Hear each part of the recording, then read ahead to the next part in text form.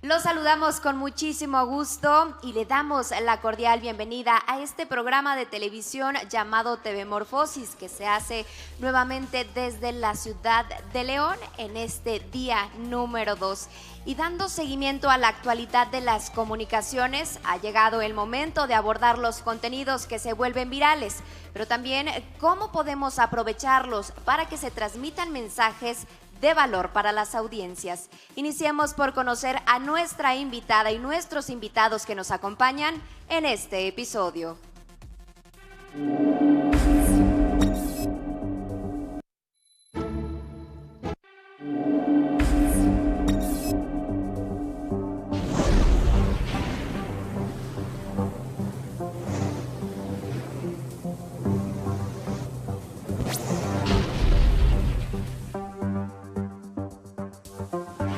Entender a la audiencia, viralidad con sentido, la innovación tecnológica y los nuevos formatos han hecho un match perfecto para que los contenidos se vuelvan virales y las audiencias los consuman ferozmente, sin tener en cuenta la calidad y veracidad de la información que se propaga a velocidades aceleradas debido a la inmediatez que nos ofrecen las plataformas digitales. Es posible pensar en contenidos virales éticos que transmitan mensajes de valor y no solo se limiten a entretener.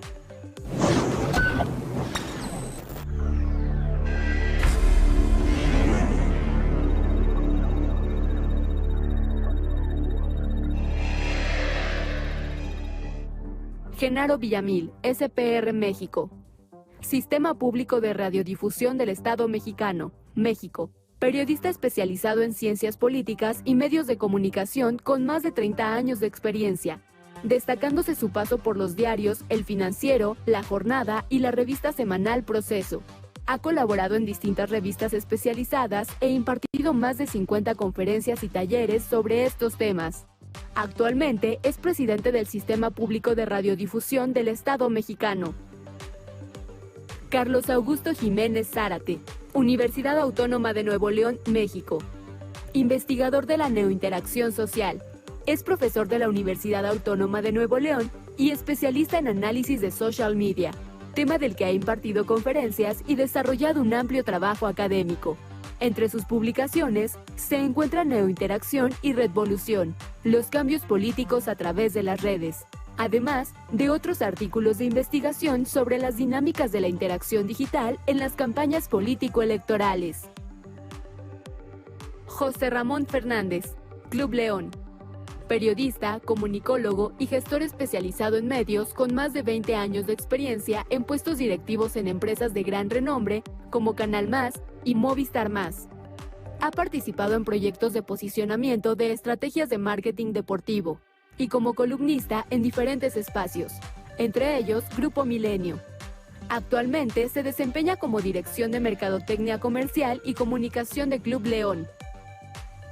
Daniela Caballero, Ahora Entiendo México, cofundadora de Ahora Entiendo, multiplataforma informativa que lleva la esencia news a TikTok e Instagram, donde alcanza a miles de personas. Cuenta con un máster en Administración de Empresas y es licenciada en Mercadotecnia, ambos nombramientos por parte de la Universidad Anáhuac Mayap. Junto con un equipo de mujeres, dinamitan la forma de comunicar noticias sin olvidar la diversión. Gracias por acompañarnos en esta transmisión, a todas las televisoras públicas de México que se suman a la misma, a esta serie de televisión llamada TV Morfosis, a quienes lo hacen a través de las diferentes plataformas y a toda la audiencia de Iberoamérica.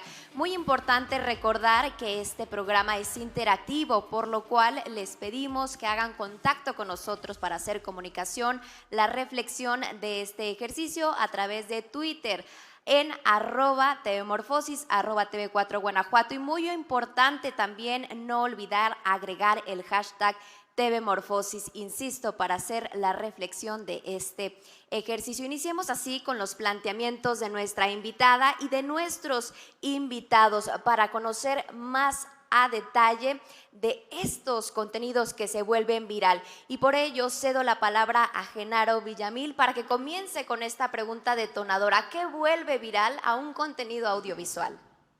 Muchas gracias, muchísimas gracias a TV Morfosis y en especial al TV4, a Juan Aguilera y muy especialmente a Gabriel Torres de la UDG de TV44 y a todos los jóvenes que están aquí en este espacio y a los compañeros que están en este panel.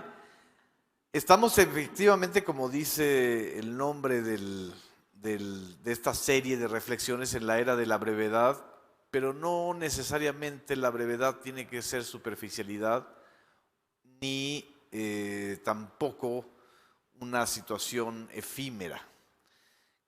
¿Qué hace viral algo? Pueden ser muchísimos factores, desde la coyuntura, es decir, si vamos a hablar de lo sucedido en el Estadio Querétaro y hablamos de violencia en el fútbol, en ese momento hace que ese tema sea viral.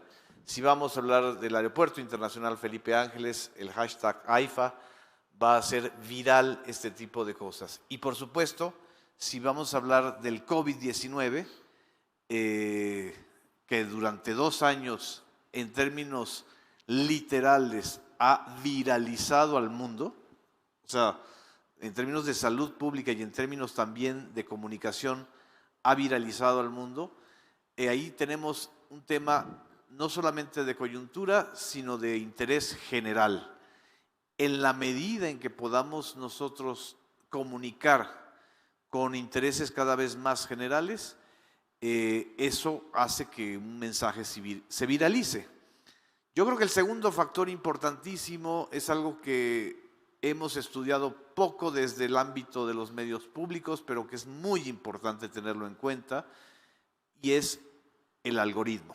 Nosotros vivimos ya cada vez menos en la era del rating y cada vez más en la era del algoritmo. El maestro Carlos Jiménez sabe muy bien de esto. El algoritmo no solamente es una fórmula matemática a partir de la cual plataformas digitales tan grandes, tan elefantiásicas, por llamarla de alguna manera, como Facebook, o tan segmentadas y tan intensas en su interacción como Twitter, o tan populares entre la juventud como TikTok, o tradicionales ya entre los consumidores de contenidos audiovisuales como son YouTube y otras. El secreto de todas estas plataformas es el algoritmo. Es una manera, es casi como la fórmula de la Coca-Cola, es decir, nadie sabe exactamente cuáles y cómo son las 130 y tantas variables que tiene Facebook, por ejemplo, para segmentar esos mensajes que le llega a cada uno de los usuarios. Y en el caso de Twitter, ¿qué es exactamente lo que define que determinados mensajes me lleguen a mi cuenta o a mi timeline? Lo que sí sabemos es que el algoritmo no tiene nada que ver con el interés público, no tiene nada que ver con el derecho a la información y mucho menos con la libertad de expresión en sí misma. El algoritmo es una mecánica mercadológica que le permite a las plataformas viralizar figuras, mensajes, memes, videos. ¿Qué es lo que tenemos que hacer? Cada vez más público el algoritmo, es decir, cada vez discutir más ante los usuarios de las plataformas y ante los responsables de las mismas plataformas, la necesidad de, yo diría en términos ahora sí políticos, democratizar el algoritmo. Y la democratización del algoritmo quiere decir básica y esencialmente que los usuarios de las propias redes sociales, de las propias plataformas digitales, de las propias OTTs, del over the top. ¿Por qué Netflix me pone siempre los mismos thrillers o las mismas series norteamericanas o los culebrones turcos? ¿Será porque yo consumo mucho eso? ¿O será porque el algoritmo me está indicando eso? Lo que Lo que nosotros damos ya por un hecho, creo que a esta generación, a la generación que está actualmente interactuando, investigando, le corresponderá esa batalla que no es nada fácil, que es la democratización del algoritmo. Si no democratizamos el algoritmo, se van a viralizar cada vez más las noticias falsas, porque hay un incentivo. Las fake news, la posverdad, la infodemia, como hemos llamado nosotros, no son productos de la casualidad. Hay una causalidad para esto. Una noticia falsa tiende a viralizarse 6 veces más que una noticia verdadera. Es decir, si yo en este momento digo, hay una explosión de gas huachicolero en TV Morfosis, No, vámonos. se va a viralizar de inmediato. Para empezar, porque estoy generando miedo. Y el miedo, como cualquier emoción negativa, como la ira, como el odio, genera mayor interés que la alegría, la solidaridad, la empatía, la ternura o la comprensión. Y es que, perdóname sí, que te interrumpa, pero en gran parte de estos episodios hemos notado cómo se ligan la parte sentimental y nos brindas también parte de estos elementos que me guían a la siguiente pregunta contigo, Daniela, sí, para tratar de ver cómo aterrizar esta viralidad en los contenidos informativos, que dejen de lado aquello que nos desinforma. Bueno, pues antes que nada, muchas gracias a todos por la invitación, principalmente a TV Morfosis y a TV4. Es un honor compartir este panel con todos ustedes. Y sí, yo creo que hay un punto muy importante. El primero es que a veces confundimos la viralidad con la inmediatez, ¿no? No necesariamente quiere decir que un contenido que sea viral sea inmediato. En Ahora Entiendo nos esforzamos por no competir por esa inmediatez, ¿no? Que es donde todos los medios están ahí compitiendo, queriendo sacar la nota primero. Nos esforzamos primero porque tenemos un gran compromiso con la audiencia de justamente, como decía Genaro, no compartir cualquier información, ¿no? Primero la información tiene que estar verificada, tiene que estar confirmada y hemos tenido muchísimos casos inclusive de gente reconocida que ha compartido fake news, ¿no? O que ha compartido información que no estuvo previamente verificada, ¿no? Entonces, creo que es muy importante la responsabilidad de todos los que creamos contenido, de todas las personas que estamos involucrados en este sector, de no solo competir por esa inmediatez, sino buscar también generar contenido de valor que también se pueda volver viral, ¿no? Porque al final de eso vivimos, eso es lo que nosotros hacemos y creo que es muy importante estar siempre teniendo el compromiso de esta responsabilidad de todos los que participamos en esta industria. Perfecto. Y justo ahora me gustaría preguntarte para conocer también si este tema de la viralidad influye, la que se distribuye en las pantallas, influye en la manera de pensar y también de dirigirse en las audiencias. Esto también tiene que ver. Adelante, por favor. Sí, bueno, antes que nada, un agradecimiento a TV4, a UDG TV44 por la invitación, TV Morfosis. Los invitamos a participar también en redes sociales con el hashtag TV Morfosis, ¿no? Así es. Entonces, sí, indudablemente, bueno, primero tenemos que poder comprender, ¿no? En la estructura de propagación o difusión de los medios tradicionales es muy distinta a las redes sociales. Los medios tradicionales son omnidireccionales, es decir, su señal sale hacia todos, tipo estrella, y la medición de esa audiencia pues es algo compleja, es difícil y es costosa, ¿no? Entonces, no pasa así con las redes sociales que se basan en la teoría de las redes complejas y esa teoría enmarca que son estructuras con supernodos que concentran la interacción y deja de lado una gran cola en la distribución a miles o millones de usuarios que también interactúan. Pero normalmente lo que vemos, como bien decía Genaro, son estos supernodos, ¿no? Por ejemplo, si nos metemos a un hashtag, pues vemos lo que opinan los grandes influencers de redes sociales.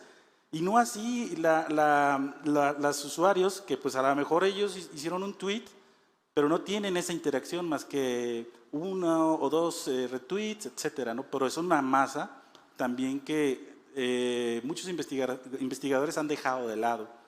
Entonces, impacta la televisión en las redes o las redes en la televisión. Yo diría que ya la televisión es parte de esta red compleja.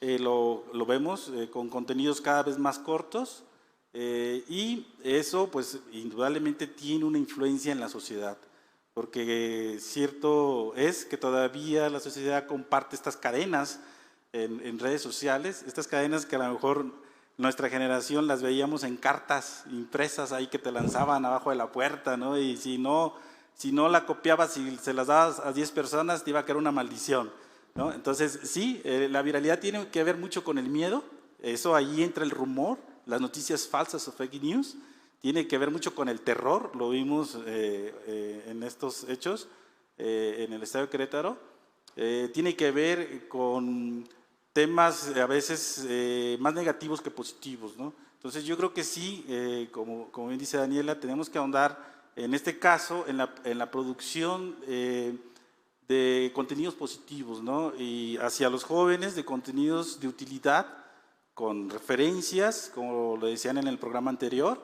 Sí, debe haber una metodología si queremos nosotros incidir en el nuevo pensamiento, ¿no?, de los jóvenes, es decir, la manipulación existe, sí existe, hay diversas empresas que se dedican a ello, estudian a profundidad las interacciones, hay empresas, por ejemplo, y lo supimos por la revelación del caso de Cambridge Analytica, que con 10 reacciones que tú hagas en tus redes, ellos pueden determinar qué tipo de perfil psicológico tienes. O sea, ya no es necesario ni siquiera un test psicológico a profundidad, simplemente con tus interacciones en redes sociales te determinan y en base a eso pues te van segmentando, ¿no? Y después pues vienen los algoritmos que, como dice Genaro, no sabemos a bien cómo funciona. Hay un algoritmo que es muy conocido, se llama PageRank. Este algoritmo fue inventado por los fundadores de Google, ¿sí? Este algoritmo PageRank lo que hace es que mide tu influencia con respecto a estos grandes influencers. Entonces, un nodo, y se usa mucho en marketing, que no tiene muchos contactos, y podrás decir, bueno, esta persona no tiene muchos seguidores, pero está conectado con otro que sí tiene muchos seguidores, este nodo pequeño ya tiene un poder, ¿sí? Y ese algoritmo es lo que nosotros vemos cuando ponemos en Google, y por ejemplo ponemos AIFA, y nos va a dar las noticias que Google mediante y otros algoritmos determinan. Pero no es el mismo algoritmo de los años, a principios de años 2000. Ahora hay más factores y se ha personalizado, ¿sí?, de tal manera que, pues, hay mucho que estudiar en este campo. Lo que hace 10 años ya teníamos como certeza, ahora ya es una incógnita. Entonces tenemos que profundizar en el estudio de estos conceptos desde un punto de vista científico, ¿sí? Y pues más allá, las herramientas nos están dando, el Big Data nos da una gran oportunidad, pero cada vez más las plataformas se cierran a que los investigadores de datos tengamos acceso. Facebook ya no permite la transmisión de datos, y así las nuevas plataformas hacen muy difícil y eso también dificulta la investigación científica. Perfecto. Y justo ha salido mucho el tema del Estadio Querétaro, el equipo, y sobre todo ahora sobre la siguiente pregunta: ¿de qué manera pudiera tener limitantes el mundo deportivo para contener y para poder crear estos contenidos virales? Si en realidad existen, y también de qué manera se pueden ustedes también entrar a este tema de los desafíos y poder solucionarlos de una manera adecuada. Y en este tema que insistimos mucho, el tema de la viralidad. Bueno, mucho gusto, Dani, Carlos, don Genaro, tantos años leyéndolo. Por fin lo conozco. Bueno, y sígame leyendo mejor. No, cómo no. A mi casa llegaba la revista Proceso por debajo de la puerta. Sí. Y decían, mira, eso reciben el Proceso. Era como una etiqueta. Leen el Proceso los de aquí al lado. Son comunistas. ¿Qué pasó? Pero bueno. Ahora ya no. Ahora, no. Al final, libertad de expresión y, claro, y de ideología, eso está claro. Y más hoy en día, imagínate. El deporte es como cualquier género, tiene las mismas limitantes que puede tener el género informativo, el género del espectáculo, el género del entretenimiento. En realidad somos iguales. ¿Qué es lo que pasa? Que al deporte, y en este caso al fútbol, en el caso de la tragedia en Querétaro, bueno, pues fue una tragedia transmitida en tiempo real. Es como si transmites la guerra de Irak en tiempo real en aquel momento a través de la CNN. Es como si transmites lo que sucedió hace un par de años, me parece que fue en Culiacán, con una balacera tremenda en la ciudad, en tiempo real. Pues la gente está siguiendo lo que otras personas están viendo, entonces eso no es viral, eso es una locura. Pero las plataformas sociales, bueno, permiten eso, que te enteres de cosas que a lo mejor antiguamente, ya hablo hace 30 años, pues no te hubieras enterado. Ahora sí que mételo debajo del tapete, ¿no? Ahí era imposible. ¿Qué son los limitantes que tiene el deporte en este tipo de casos? Pues mira, lo primero que tiene que hacer el fútbol, y ese es un punto de vista muy particular, es empezarse a quitar capas que le hemos puesto encima. Hoy tú dices fútbol y yo te aseguro que la mitad dice negocio, la otra mitad dice espectáculo, entretenimiento. ¿Y quién carajos te dice deporte? Es un deporte. Y se nos ha olvidado que el fútbol es un deporte. ¿Y qué es deporte? Pues el deporte es convivencia, salud, compartir. El deporte son valores, es ganar, perder, es ejemplo. El deporte es familia. Y le hemos puesto tantas capas y las redes sociales han abonado tanto en esas capas del morbo, de la polémica, de la crítica, de este es malísimo, el otro también, el otro roba, el otro. Le hemos puesto tantas capas que al final dimos, ¿dónde está el fútbol? ¿Dónde está el deporte? Eso es lo que creo que tiene como responsabilidad las organizaciones deportivas hoy. Desde luego que como empresas, porque los equipos deportivos en cualquier parte del mundo tienen que funcionar como empresas, porque si no, no son sostenibles, no son rentables y no se pueden mantener, hay que tener, bueno, estrategias comerciales, estrategias de comunicación, estrategias de audiencia y muchas otras. Pero lo que no podemos perder de vista es que en el fondo de todo eso seguimos siendo un deporte, como el tenis, como el baloncesto, como el atletismo, como la natación, y eso es lo que realmente ha hecho que el fútbol sea popular, querido, amado, cariñoso, ejemplar y que tenga audiencia. No se puede olvidar. Entonces, si nosotros, por ejemplo, como organización deportiva, creemos que el futuro de nosotros está en la tecnología, las redes, yo creo que en muchos casos nuestro futuro está en el pasado, que eso es lo que hizo que el deporte y el fútbol fuera lo que fuera. Ese creo que sería el principal límite que deberíamos ponernos, ¿no? Empezarle a quitar capas a algo que hemos construido como un monstruo que a veces pierde credibilidad.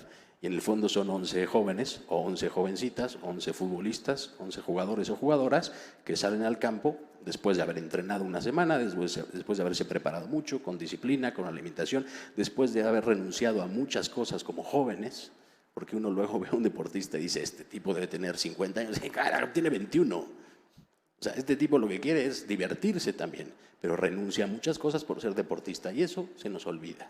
Y en las redes sociales, que es un mundo muy viral, muy cruel a veces, muy salvaje, a ese muchacho o esa muchacha de 21 años se le dice, tú lo único que tienes que hacer es ganar. No, espérame, también tienen que vivir, ¿no? Y también tienen que ser lo que es, un joven, una jovencita ejemplar.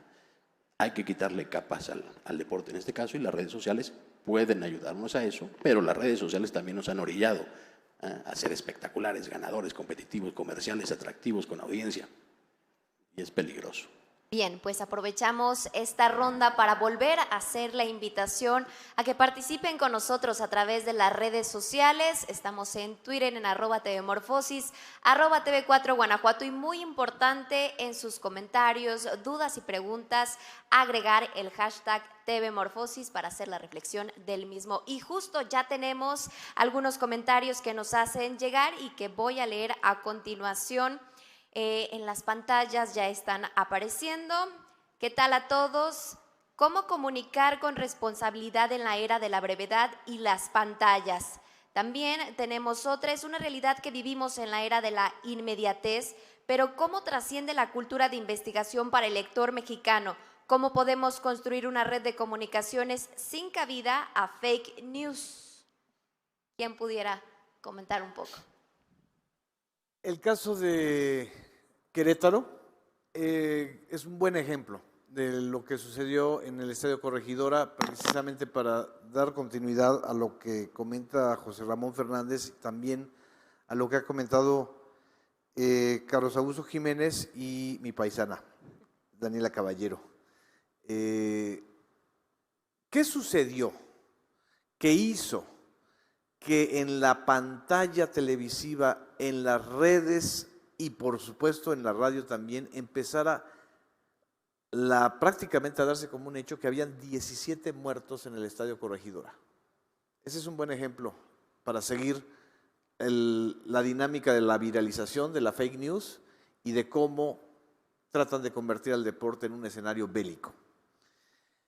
Fue una cuenta que ni siquiera tiene muchos seguidores en en Twitter, donde se dice, hay 17 muertos en el estadio de Querétaro y los quieren ocultar.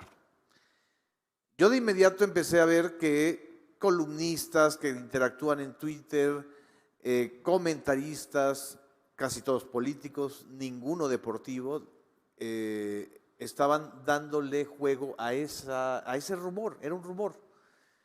Lo más impresionante es que ese rumor llega a los noticieros masivos, es decir, a los de televisión y a los de radio, generando ya no solamente una necesidad de alivio, sino una necesidad de sangre. Se quería saber y se quería confirmar que habían efectivamente 17 muertos porque esa es la percepción generalizada que se viralizó a partir de un rumor. ¿Cuál es la gran responsabilidad de los comunicadores, siguiendo las preguntas? No podemos dar por bueno algo que no está acreditado, que no es un hecho contrastable, aunque existan elementos para decir, bueno, vimos las escenas de violencia en el estadio, pero de ahí a dar por hecho la existencia de muertos es un salto cualitativo, comunicacional e informativo muy peligroso que deriva de la viralización del miedo y de la violencia. ¿Qué es lo que está sucediendo en el fútbol mexicano?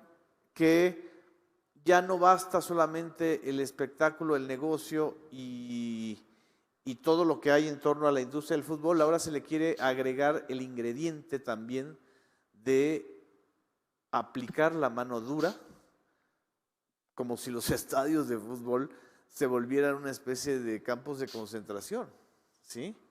En lugar de hacer fútbol para la paz, convivencia para la paz, porque cuando hablas a favor de la paz, pues te van a caer miles, pero miles de troles o de cuentas en donde el mensaje va a ser, vamos a alentar más la violencia. Le sucedió al gobernador. Cuando el gobernador estaba dando su versión, tuvo que darla 2 veces porque no le creían, ¿sí? Ya era un tono de aceptación de que habían muertos y de que los estaban ocultando. Que era un ejemplo de cómo podíamos ver que el tema viral caía, ¿no?, a la realidad, y cómo ahora el reto era también sobrellevarlo. Impuso su propia realidad. Es decir, aunque los datos reales no arrojaban en este momento y hasta ahora ningún muerto, la realidad virtual decía, hay 17. No sé si. ¿De quién es la culpa? Después seguimos con... Rapidísimo, perdón. Adelante. La gente a lo mejor no está creyendo en los periodistas. Exacto. Porque si un periodista con credibilidad dice, señores, esto no es así, esto fue así, y estoy investigando, y estoy... ¿A quién le creyeron? Como dice Genaro, una cuenta que no sé qué... ¿Qué hilo siguieron? Bueno, ¿por qué no le creíste al periodista 1, al periodista 2, al periodista 3, que tienen su credibilidad y su trayectoria? ¿Por qué el usuario de redes no le cree al periodista con credibilidad, con una trayectoria comprobada, que dice, oye, yo lo que tengo es mi credibilidad como periodista? ¿Por qué a ellos no le siguen o no lo siguen? ¿Por qué siguieron al que dijo hay 17 muertos? El usuario también tiene que hacer una reflexión y de saber a quién sigue y saber a quién le hace caso. Y creo que eso es una responsabilidad también de nosotros como aficionados, consumidores o clientes. Voy a seguir a este periodista, me caiga bien o mal, sea de una ideología o de la otra, pero tiene una credibilidad. Lo voy a leer a él o le voy a seguir a él. Entonces creo que también las audiencias tienen que hacer una autocrítica y una reflexión, no irse con lo primero que leen. Por supuesto, analizar este tipo de entornos. Perdón, Dani. Además de que nos regales este comentario sobre este tema, tenemos una pregunta para ti. ¿Cómo aterrizar la viralidad para crear contenido informativo de fondo que nos hace llegar los usuarios a través de redes sociales? Complementar con este testimonio que nos ibas a dar. Buenísimo. Pues mire, les quiero platicar. Ahora Entiendo es una plataforma no editorial, no opina sobre temas, únicamente informa y le explica a las personas cosas, noticias, cualquier tema de interés que las personas no entiendan, ¿no? Respecto a este tema, obviamente fue un tema que fue sumamente viral y pues parte de nuestra responsabilidad es informar qué era lo que estaba pasando, ¿no? Sin embargo, nosotros teníamos dos caminos. Un camino era informar lo que la gente en redes estaba diciendo, sabiendo que no era la información oficial, ¿no? Entonces, nosotros como medio de comunicación, o en general los medios de comunicación, aunque estemos informando la información oficial, al mismo tiempo también hay cierta responsabilidad de decir, oye, la audiencia está diciendo esto, la audiencia está diciendo que hay 17 muertos, que está pasando esto.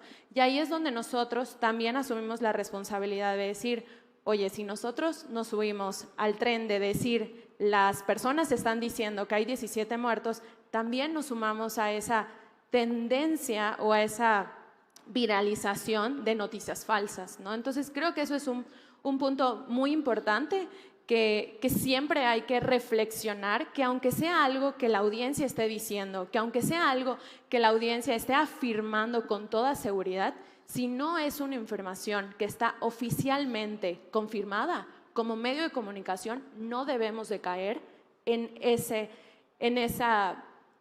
industria, ¿no?, de la desinformación, ¿no? Ahora bien, respondiendo a la pregunta de cómo generar contenido viral que pueda tener pues, cierto sentido educacional, nosotros en Ahora Entiendo informamos, explicamos noticias, sin embargo también nos vamos a buscar qué temas son los que a la gente le importan, ¿no?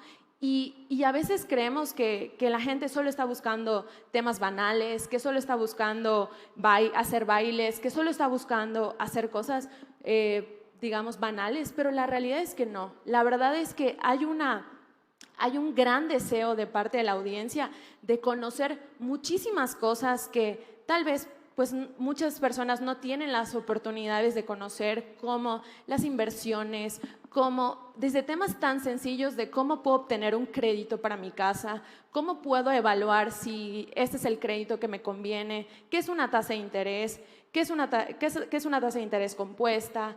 Hay muchísimos temas que las personas están buscando y Ahora Entiendo es esta plataforma que les da esa opción de que le pueden acudir a ella, de que le pueden preguntar y que de manera clara y sencilla le puede explicar, inclusive con memes, cómo entender ciertos temas que normalmente en la academia no lo hacen de esa manera, ¿no? Es una forma más institucional. Ahora Entiendo, aterriza toda esa información en palabras bastante sencillas que cualquier persona pueda comprender e inclusive muchas veces ejemplificando con memes o con caricaturas o con situaciones para que cualquier persona de cualquier edad lo pueda entender. Entonces, este es un ejemplo de cómo puedes generar contenido de valor, pero que al mismo tiempo sea entretenido e interesante, porque tú puedes generar contenido de valor súper interesante, pero si la gente pues no capta su atención, pues no hay manera de que pueda trascender ese contenido y no se puede volver viral, ¿no? Entonces, siempre es tener esa responsabilidad de buscar la información, confirmar la información, pero al mismo tiempo también tiene que tener una dosis de entretenimiento, de captación del usuario para que también el algoritmo de alguna manera nos ayude a mostrar ese contenido, ¿no? Porque si no puedes tener el mejor contenido, pero nadie lo va a ver. Y es que justo los retos que nos planteaban era cómo atraer a la audiencia con contenido que tuviera alto impacto, pero también valor significativo para todas las audiencias. Y nos hacen llegar una nueva pregunta. Ahora, Carlos, me gustaría que nos ayudaras a responderla. ¿Cómo combatir la infodemia y la desinformación en el contexto de inmediatez en las redes sociales? ¿Es necesaria una regulación gubernamental para frenar estas fake news? Fíjate, esa es una buena pregunta, porque raya, ha habido varios intentos. Recordemos que hubo ya en Veracruz, hace algunos años, cuando estaba Javier Duarte, la ley Twitter, y restringía la emisión de mensajes, ¿sí?, que provocaran terror, rumores, etcétera, ¿no? Faltó, como se hacía mucho en aquel tiempo, se aprobaba, los diputados ni leían, simplemente levantaban la mano y no había una discusión de fondo, ¿sí? Entonces, pienso yo que tenemos que dar esta discusión previamente como sociedad, en conjunto la academia, los organismos, ¿sí?, de investigación, organismos civiles, etcétera, para poder entablar primero pues, este gran debate, ¿no? Porque sí puede ser una gran idea, alguien puede pensar, pues simplemente regúlalo. Pero te voy a decir que a veces las leyes no son tan necesarias. Twitter en sus reglas tiene estas prohibiciones. No se puede hacer acoso dirigido, se hace. No se puede emitir contenido violento, se hace y se viraliza, además, porque esto monetiza, ¿sí? Entonces esto tiene un trasfondo también económico. ¿Sí? No solamente social o político, sino finalmente económico, porque es audiencia lo que ellos están llegando a estos contenidos, ¿no? Y lo podemos ver, o sea, nosotros podemos ahorita mismo ver Ha habido varios estudios, por ejemplo, Alan Voss en los años 40 determinó que la propagación de un rumor se da por dos factores: la importancia de la noticia y la ambigüedad. Esto precisamente... El rumor en el estadio de Querétaro, y lo digo por el contexto muy reciente, ¿no? ¿Por qué se hizo tan potente? Porque la pantalla mostró, ¿sí?, golpes. La pantalla mostró gente tirada y desnuda. Eso lo vimos todos. De ahí a decir que estaba muerto ya era pecata minuta. Y la gente lo dio por hecho, ¿sí? Entonces hay una ambigüedad, hay una importancia del tema. Pero ahora vemos que con las redes sociales, pues esto se vuelve multifactorial y por eso lo vuelvo a mencionar, es un tema de interés, o debe ser un tema de interés académico, que yo creo que en países como México apenas están abordando, ¿sí? En otros contextos, en Estados Unidos se ha hecho mucha investigación, esto que decía Genaro, de que las noticias falsas se propagan 6 veces más potente que una noticia real, es una investigación del MIT, ¿sí? Entonces... ellos pues tienen las grandes bases de datos de Twitter, tienen los cientos y millones de tweets durante un lapso largo de tiempo y pueden hacer estas comprobaciones. Pero además está cómo se estructura la viralización. Muy poco sabemos cuál es la estructura de una red viral. Lo tenemos en pantalla aquí mismo, vemos las redes alrededor, el logotipo de TV Morfosis es una red compleja. ¿Y cómo se forma entonces? Yo te puedo decir así en poco tiempo, que las redes virales se conforman primero de un nodo semilla. Alrededor de este nodo semilla, tus amigos, vamos a decir que yo soy nodo semilla y tengo mis amigos, es mi primer círculo, mi primer grado de interacción. Los amigos de mis amigos es un segundo grado de interacción y ahí te vas. Esta teoría se llama la teoría de los 6 grados, fue en los años 60. Facebook comprobó en el 2016 que ya no requieres 6 grados de separación para conectarte con cualquier persona del mundo. Gracias a las redes sociales lo puedes hacer en 2.4 pasos, eso fue en el 2016. O sea, ya es viejo este dato. Yo creo que ahorita andamos en el 1.8, 2.1 de grados de separación. Es decir, ya puedes conectar con cualquier persona en cualquier parte del mundo gracias a estas nuevas redes como TikTok, Snapchat, que ya pasó de moda, Facebook y Twitter, que siguen vigentes todavía a pesar de todo, ya se quedan así como la época arcaica de las redes, pero pues, siguen siendo, pues ahora ellos son los medios masivos. Lo que fue la televisión en algún momento versus las redes, ahora es Facebook y Twitter. Twitter más bien no es una red social. También tenemos que profundizar en alfabetizar los conceptos. Facebook sí es una red social porque son tus amigos, Pero Twitter no, Twitter es un microblogging, lo que hacían los blogs, lo que hacía uno y a ver quién me escuchaba, ¿no? A ver quién me leía, a ver quién me veía. Twitter es eso, por eso hay tanto odio y tanta emisión, tanto troleo, ¿no? Pero las plataformas tienen reglas claras de lo que se permite y lo que no se permite. Y es muy obvio que eso no se está respetando, ¿sí? Se permiten las cuentas falsas, se permite la propagación del odio, se permite la propagación de las fake news sin ningún recato. Yo lo he visto y lo hemos medido. Yo he visto cómo las redes se van propagando y los desmentidos se quedan aislados, en clústeres aislados. O sea, a las personas no les importa, como bien dijo José Ramón, quiere ver sangre, ¿sí? Entonces, eso también es cultura, ¿no? Es educación. A los jóvenes que nos están escuchando y viendo a través de distintos medios y plataformas, tenemos que ser pues más conscientes, ¿no? De que lo que está ahí es una parte y es momentáneo, ¿no? Tenemos que, si queremos formarnos una opinión, tenemos que irnos a los hechos, verificar. Hay distintos medios de fact-checking y yo creo que esto tiene que ir creciendo. Lo vuelvo a comentar, en México hacen falta más medios de fact-checking y como usuarios comprobar. No nos cuesta nada, como decía José Ramón, pues ahondar un poquito, aunque te deben 2, 3 minutos más y vamos a ver. Y por cierto, lo de los 17 muertos es un tema recurrente. Ha estado en varias noticias de tragedias. 17 muertos en una explosión, 17 muertos en un choque. Es como incluso un algoritmo, ¿sí? Es un código genético de transmisión de rumores. Y es un tema que podríamos analizar y la verdad es que no terminaríamos nunca. Pero bueno, vamos a darle también salida a los siguientes tweets que nos hacen llegar y estos van encaminados para José Ramón. Excelente día. ¿Cuáles son las oportunidades que existen en el mundo del deporte para crear contenidos virales? Arriba la fiera también arroban. Y bueno, el Club León ha sido pionero en el trabajo de marketing y de contenido digital en el fútbol mexicano. La pregunta es, ¿cómo empezó este camino y cuál ha sido la clave del éxito? No tengo idea. No tengo la más remota idea.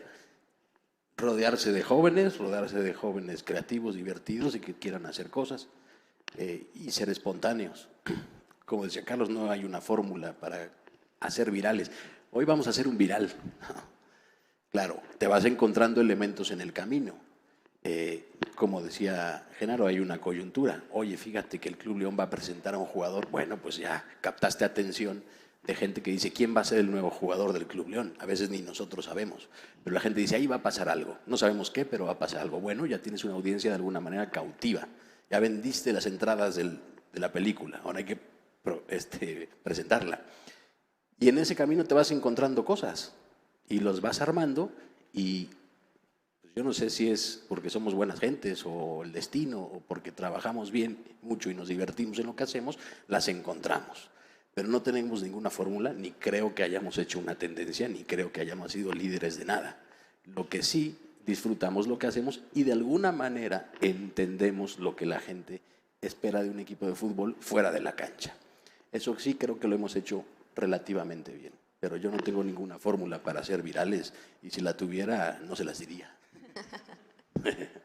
Y es que justo hablamos de algunos ejemplos que pudiera compartir el Club León, ¿no? Aprovechar estos elementos que se tienen, porque si bien lo mencionas, no es algo que se levanten y digan, vamos a hacer viral esto. No, pero sí hay una disciplina creativa, así como hay una disciplina para escribir.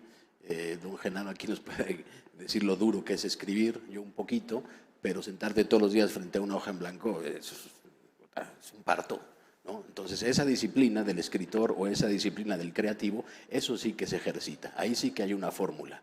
De repente se te puede ocurrir algo brillante, pero sucede una vez. El chiste es que se te ocurra constantemente, pero para llegar a eso tienes que tener una disciplina creativa. Y en el camino, si lo buscas, lo vas a encontrar. Un ejemplo breve, rapidísimo, y para no quitarles mucho el tiempo ni hablar tanto de fútbol, un día nos dijeron, oye, vamos a presentar a un jugador de fútbol que es Rubén Sambueza, argentino, muy bueno. Le dicen Sambu. Y alguien dijimos, bueno, pues hay un león muy famoso al que le dicen Simba. ¿Quién nos iba a decir a nosotros que de repente un viernes a las 9 de la mañana nos iban a avisar que a la 1 había que presentar a un futbolista que le apodan Sambu, que la gente lo relaciona con un sonido que es Simba, que es un león, que nosotros somos el Club León y que hace 8 días había nacido un león en el zoológico de León? Pues eso no está preparado. Eso te lo vas encontrando. Entonces hablamos al zoológico, nos prestan al león, lo vamos a ver, lo presentamos con el jugador, le llamamos y se armó un viral. A partir de un león bebé, con la llegada de un jugador que se llamaba Sambo y que a nosotros le habíamos puesto al león, lo habíamos bautizado como Sambo, el león de la fiera. Pues eso no se prepara, pero si lo buscas lo vas a encontrar. Al final, yo creo que esa es la fórmula. Hay que llevar la creatividad al gimnasio todos los días. Bien, ahora Daniela, también nos gustaría que nos añadieras parte de esta retroalimentación. Nos platicábamos cómo a partir de memes o de las diferentes herramientas que se comparten a través de los medios digitales, ustedes pudieran contener o compartir estos contenidos virales, sí, que se hagan de esta manera y pudieran ser reducidos, pero con la información precisa que necesitan las audiencias. Sí, yo quisiera igual hacer un comentario con respecto al tema del algoritmo. Creo que también hay un punto de que hoy por hoy las plataformas tienen sus tendencias, ¿no? Vemos plataformas como TikTok donde con una semana de anticipación nos envían a muchos creadores cuáles van a ser las tendencias de la próxima semana, ¿no? Eso también me lleva a tener responsabilidad en que si nosotros como creadores caemos en seguir todo lo que las plataformas quieren hacer, pues vamos a estar cayendo exactamente. Si yo no hago lo que las plataformas me están diciendo que haga, entonces de alguna manera baja mi contenido, ¿no? Entonces creo que coincido en que tiene que haber una democratización de las plataformas, del algoritmo, justamente para no caer en eso, ¿no?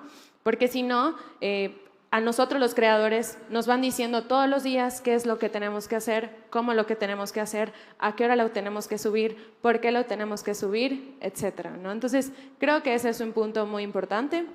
Y con respecto a la forma creativa, coincido en que nosotros no nos levantamos todos los días diciendo vamos a hacer un contenido viral, pero sí, ¿no? O sea, nuestro objetivo es que todos los contenidos puedan ser virales, ¿no? Entonces, nosotros planteamos una metodología que tiene como diferentes procesos donde primero investigamos qué es lo que la gente quiere saber, ¿no? Entonces, hay muchísimas herramientas para saber qué es lo que la gente quiere saber, qué es lo que está en tendencia y después buscamos qué enfoque le podemos dar a esos temas, ¿no? Creo que ustedes lo saben, una noticia, un contenido puede tener muchísimos enfoques. Entonces, ¿cuál es el enfoque que nosotros le podemos dar que los otros medios no le han dado, ¿no? Porque ¿de qué sirve que yo hable de algo que todos ya hablaron, ¿no? Entonces, yo tengo que buscar qué es lo que a las personas les interesa, qué es lo que quieren saber y qué es lo que los otros medios o los otros creadores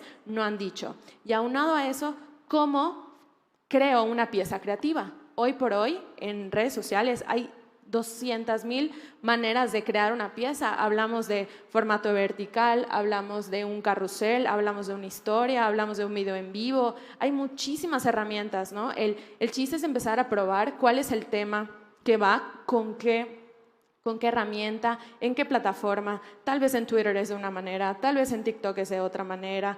También reconocer que nosotros como creadores no somos expertos en todo, ¿no? Entonces, cuando haya un tema que no sea de nuestra área, pues siempre invitar a una persona que sí sea experta en el tema, que tenga esa capacidad de poder informar y de poder explicar a profundidad un tema y que, como lo dije desde el inicio, también pueda ser entretenido, divertido. Nosotros entramos en debate todo el tiempo con las plataformas de que nos permitan meter otros temas que no sean únicamente los que ellos están proponiendo que sean, siempre buscar pues ampliar esta cartera de contenido que hay. Y creo que también un punto sumamente importante es que ¿qué es un tema relevante?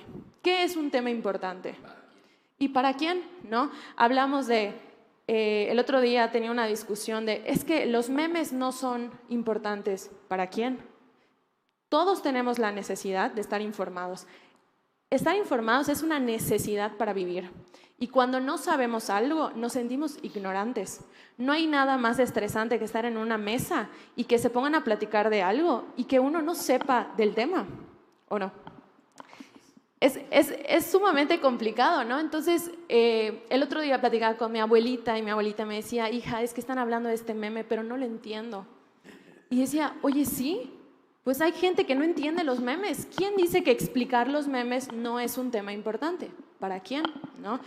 Todos necesitamos todos tenemos esta necesidad de estar informados sobre cualquier tema, sobre temas científicos, sobre temas banales, si le queremos llamar así, sobre lo que está ocurriendo a nuestro alrededor. Y creo que eso también, como medio de comunicación, como creadores de contenido, es muy importante pues tener en cuenta, ¿no? No dejar a un lado cualquier tema puede ser relevante para cierta audiencia.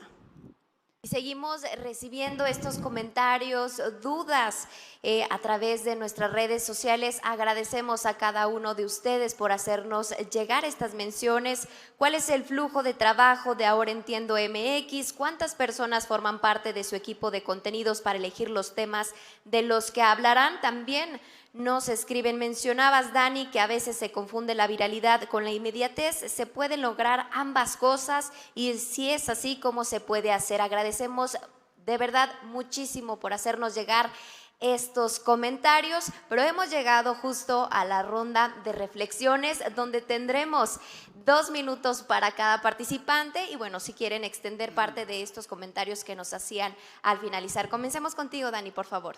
Bueno, pues agradecerles como siempre la invitación. Es un honor de verdad estar con ustedes en este panel. Gracias por integrar a nuevas juventudes, a mujeres, a este tipo de paneles. Enriquecen pues esta industria de la comunicación y animar a todos los que quieran ser creadores de contenido, a todos los medios de comunicación, a que exploren nuevas maneras de generar contenido, ¿no? Nuevas maneras de hacer las cosas en un ambiente de paz, en un ambiente con mucha responsabilidad, y que todos cabemos en esta industria si encontramos un nicho, si buscamos un diferenciador. Y yo siempre digo que a veces nos diferencian de los medios tradicionales, de los medios digitales, los nativos digitales, pero creo que todos debemos de formar parte de esta cultura de la comunicación. Muchas gracias. Gracias. Carlos, tu turno. Sí, quiero tocar 2 temas que mencionó Daniela, para abordar un poquito y dar un poquito a conocer a los jóvenes, ¿no? El tema de los memes, ¿sí? El concepto de meme fue una consecuencia de un estudio de Richard Dawkins en los años 60. Él estaba abordando la evolución de los genes, ¿sí? Y incluso a su libro le llamó El gen egoísta. Y en el último capítulo aborda cómo, así como los genes evolucionan generación tras generación, pero conservan las características principales, la cultura también lo hace. Y podemos ver, por ejemplo, danzantes en el Zócalo de la Ciudad de México, ¿sí? Y ese es un meme. O sea, cuando silbamos una canción, estamos nosotros imponiéndole una característica propia. Este es un meme. Entonces, en realidad, para todos los jóvenes, el meme no es simplemente un dibujo, un GIF, somos nosotros mismos un meme, porque somos evolución de una cultura previa. Conservamos nuestra esencia mexicana, mezclado con cultura española, etcétera, ¿no? Entonces, pero realmente somos una generación, somos una sociedad memética, ¿sí? Entonces, eso nos lleva todavía a pensar más que esto va a seguir evolucionando. Y el otro punto que tocó Dani, que me interesa mucho abordar para la reflexión, es que no solamente estamos en una sociedad viral, ya estamos, como ella bien lo dijo, en una sociedad que estamos entrando en una sincronía. Y esto realmente es más peligroso que la viralización. Una sincronía donde los medios, los grandes medios, las plataformas de redes quieren que tú estés hablando de un tema. Y entonces esto sí ya te encierra en una gran burbuja de burbujas y no puedas hacer otra cosa. Y romper el algoritmo, como bien menciona, pues se vuelve más difícil. Entonces yo creo que esos 2 temas se van para la reflexión profunda. Los jóvenes tienen que entender que esto pues todavía se puede tornar un poco más digamos, opresivo desde el punto de vista de la dominación de los algoritmos, ¿no? Entonces, el conocimiento de esto abre el debate. Excelente. Y ahora vamos con tu reflexión, José Ramón, adelante. Híjole, pues sí está cañón. Las redes sociales, pues sí, nos cambiaron la vida, nos cambiaron la forma de comunicar. Espero que no nos cambien la forma de pensar. Un ejemplo rapidísimo y ya no quito más tiempo. Hace poco iba en carretera con 2 chavos que trabajan conmigo, mis compañeros de trabajo, como 20 años más jóvenes que yo, más o menos, por ahí deben estar. Íbamos rumbo a la Ciudad de México. De noche, no se veía nada, un aguacero tremendo. Llevaban el Waze. No es una red social, pues es un servicio digital, el Waze. Bueno, váyanme diciendo. Y de repente llegamos a una desviación y decía Ciudad de México. Así de grandotote el letrero. Ciudad de México. Yo dije, Ciudad de México. Me dijeron, no, el Waze dice que es por aquí. Me frené y dije, Ciudad de México. ¿No? De los años de Genaro y míos, Ciudad de México. El Waze dice que es por aquí. Puta, ¿a quién le hago caso? ¿A mí? O a, bueno, pues al Waze. Vámonos por aquí. Puta. ¿Dónde acabamos? Acabamos en una carretera rarísima, corriendo peligros, sin luz y nada. El Waze se había equivocado por alguna causa. ¿Por qué no le creímos a lo que decía Ciudad de México? ¿Por qué le voy a creer siempre a la red social? ¿Por qué no le voy a creer a la revista Proceso, al diario El Heraldo, al Excelsior, a la Reforma, sea quien sea el dueño, que son medios que han ganado de una u otra forma su credibilidad? A TV4, a Televisa, al Canal 2, al señor quien sea, al señor Villamil. ¿Por qué no le voy a creer? Es que es viejito y escribe. No, su red social no tiene muchos seguidores. Puta, pues créele al señor porque tiene una trayectoria. Eso creo que la gente, los jóvenes, también tienen que reflexionar mucho. No todo lo que dicen las redes es verdad. A mí mi mamá de repente me manda unas cosas en WhatsApp, me dice, José, ¿esto es cierto? Y le digo, mira, no es cierto, pero es verdadero. A lo mejor está mal explicado, pero por ahí va. Hay que tener un criterio propio, ¿no? Y creo que los nuevos periodistas o las nuevas plataformas de periodismo y las nuevas facultades de periodismo tienen en sus manos el mayor reto en la historia del periodismo. El periodismo no es ni bueno ni malo, es. Pero formar periodistas, tener esa vocación, tener esa disciplina y ese rigor de periodista y juzgarte tu credibilidad con la búsqueda de la verdad, eso no debe cambiar. Y los jóvenes deben entender que no todo lo que hay en las redes sociales es verdad. Puede ser divertido, puede ser viral, pero a lo mejor no tiene credibilidad. Y ahí está el reto. Y bien, para terminar, Genaro, de manera muy breve, sabemos que es muy difícil, pero nos queda un minutito. Adelante, por favor. Insisto, creo que hay que democratizar el algoritmo. Es un concepto, pero es un concepto que implica un desafío. Es la sociedad del siglo XXI, es en la que estamos. Este ejemplo que dio Daniela, de cómo les dicen lo que viene como hashtag, esa es una estrategia tan antigua como la civilización, que se llama manipulación. Lo que debemos tener muy claros es que para ser una sociedad liberada tenemos que enfrentar técnicas de manipulación cada vez más sofisticadas, que incluso ya las hemos interiorizado, porque es mejor creerle al Waze que a la realidad, porque la realidad pues no es el Waze. Eso no se nos puede perder nunca de vista. No podemos pensar que tenemos muchos amigos o tenemos relaciones porque estamos conectados. La interconexión no es una relación. Eso es lo que tenemos que tener, porque además el Facebook nos hizo creer que tenemos 5,000 amigos y seguimos siendo igual de solitarios y amargados o amargadas que siempre. No, es una manipulación emocional la que ha hecho que este éxito de las empresas de plataformas digitales puedan haber generalizado muchísimas cosas y viralizado nuestra vida. Creo que hay que desviralizarnos, democratizar el algoritmo y sobre todo volver a ver la realidad. Perfecto. Pues muchas gracias y de esta manera nosotros llegamos al final de este episodio. Gracias nuevamente a nuestros patrocinadores, pero sobre todo a ustedes por acompañarnos. Nosotros nos vemos en la próxima.